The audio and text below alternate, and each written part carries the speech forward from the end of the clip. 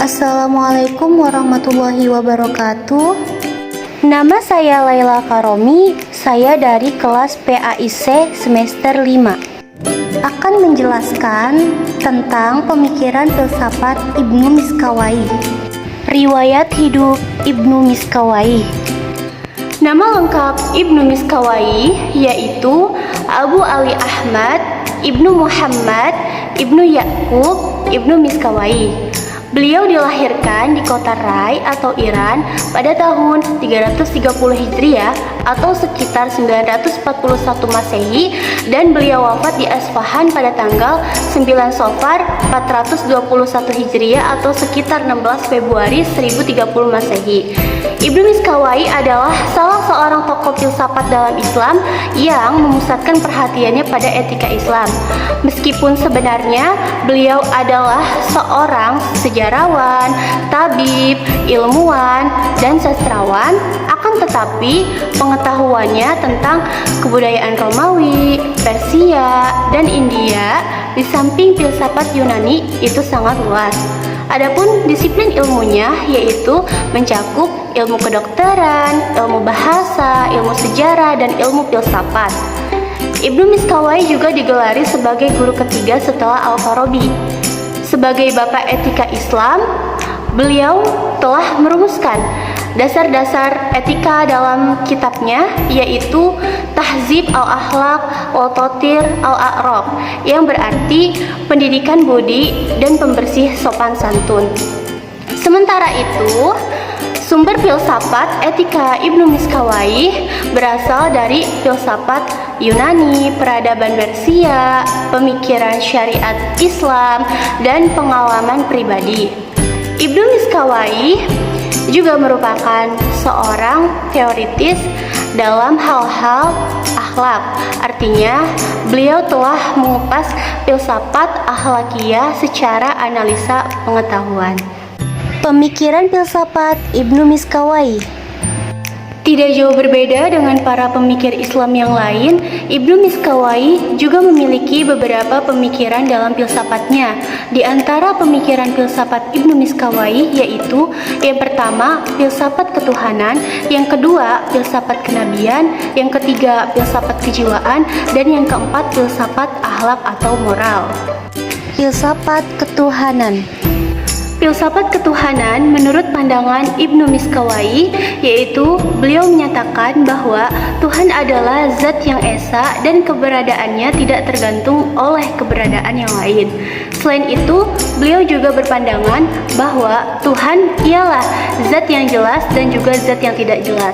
Maksud dari zat Tuhan yang jelas dikarenakan Tuhan adalah al-haq dan terang.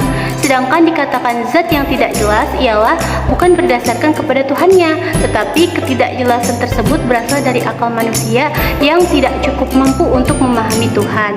Maka dari itu, hal ini terjadi dikarenakan wujud manusia itu berbeda dengan wujud Tuhan. Filsafat kenabian. Filsafat kenabian atau disebut dengan an-nubuwah menurut pandangan Ibnu Miskawayh yaitu bahwa Nabi adalah seorang muslim yang memperoleh hakikat-hakikat atau kebenaran karena pengaruh akal aktif atas imajinasinya. Hakikat ini diperoleh juga oleh seorang filosof dan perbedaannya hanya terletak pada teknik memperolehnya. Filosof mendapatkan kebenaran tersebut dari bawah ke atas, yakni dari daya indrawi naik ke daya hayal dan naik lagi ke daya berpikir yang dapat berhubungan dan menangkap hakikat-hakikat atau kebenaran dari akal aktif. Sementara itu, Nabi mendapatkan kebenaran diturunkan langsung dari atas ke bawah, yakni dari akal aktif langsung kepada Nabi sebagai rahmat Allah. Maka dari itu, sumber kebenaran yang diperoleh Nabi dan filosof adalah sama, yaitu akal aktif. Filsafat kejiwaan. Filsafat kejiwaan menurut Ibnu Miskawayh yaitu ia menyatakan bahwa jiwa berasal dari limpahan akal aktif.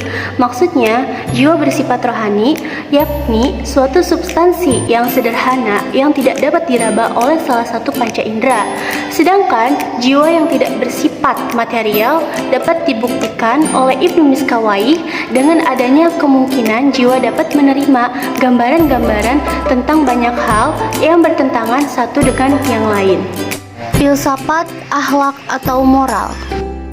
Filsafat akhlak atau moral menurut pandangan Ibnu Miskawayh, ia menyatakan bahwa akhlak merupakan suatu sikap mental atau keadaan jiwa yang mendorongnya untuk berbuat tanpa berpikir dan mempertimbangkannya terlebih dahulu. Selain itu, menurutnya, akhlak terbagi menjadi dua unsur. Yang pertama yaitu unsur naluriah dan yang kedua yaitu unsur yang diperoleh melalui kebiasaan. Ibnu Miskawayh juga menyatakan bahwa akhlak yang buruk dapat berubah menjadi akhlak yang baik.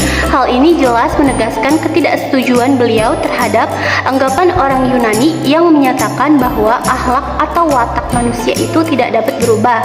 Perubahan akhlak dari yang buruk ke yang baik menurut Ibnu Miskawayh dapat dilakukan dengan cara jalan pendidikan dan latihan. Pengaruh pemikiran filosof Ibnu Miskawayh terhadap perkembangan pemikiran Islam. Pemikiran Ibnu Miskawayh sudah jelas sangat berpengaruh terhadap perkembangan pemikiran Islam karena selama masa hidupnya maupun setelah ia wafat, sebagian karyanya yang menggabungkan pemikiran abstrak dengan saran-saran praktis adalah gaya yang merangsang dan memikat seluruh rentang pendengar yang berbeda. Maka dari itu, pemikiran Ibnu Miskawayh sangat memberikan pengaruh terhadap pemikiran perkembangan Islam, terutama dalam pembahasan proses penciptaan alam dan filsafat akhlak atau moral. Sekian dari saya. Wassalamualaikum warahmatullahi wabarakatuh.